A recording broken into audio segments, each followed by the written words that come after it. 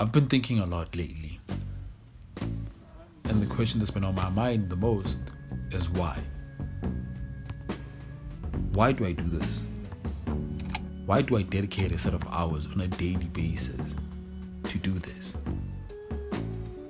And I don't think that's necessarily an answer I had starting off initially. And it's something of which has changed and adapted over time. But I think I might have somewhat of a clearer idea now than I did before. I found you at the window again, looking out, watching the leaves falling in. Then you were something like a dream. Oh, so perfect, couldn't talk to me. The time moves slow when you're all alone, and the time moves slow when you're not. It's perfection. It's getting it completely right, without fault, without mistake, and it's getting everything to feel good. That's what perfection is to me, in terms of the entire fluidity and motion of a shot. And it feels good. It feels as though if I'm taking a jumper, if it's two dribbles, those two dribbles are very precise, they're very accurate, and they feel correct. They don't feel as though I've made a mistake in terms of where my foot is pointing at, or how sharp I'm turning on this particular corner, or where the pickup point is at with the basketball. I do this to be perfect. I do this to consistently feel as though I've done everything right. So that's why the body of work has to be substantial enough and good enough at the end of the day that it makes sense overall. It requires that there is a certain level of scrutiny on myself and how I work on everything in terms of the detail, and an honest, candid conversation with myself as to whether what I've done so far is good enough or it's not. And to work from that point on, work from a point of honesty rather than kindness. Because I think being kind to myself, though, is a good thing, it's never always the necessary thing.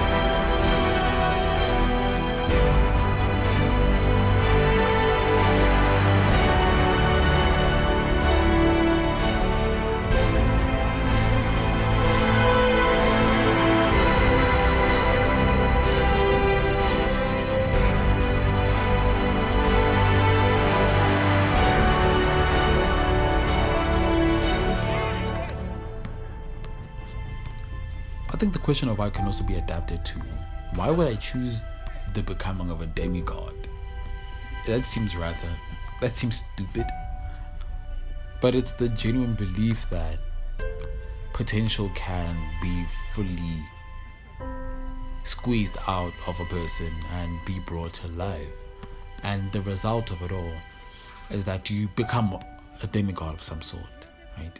You're perceived by the masses as something greater than life. You're perceived by the masses as something not normal or not human. That's where your likes of LeBron James, Michael Jordans, your Stephen Currys, your Kobe Bryants are placed.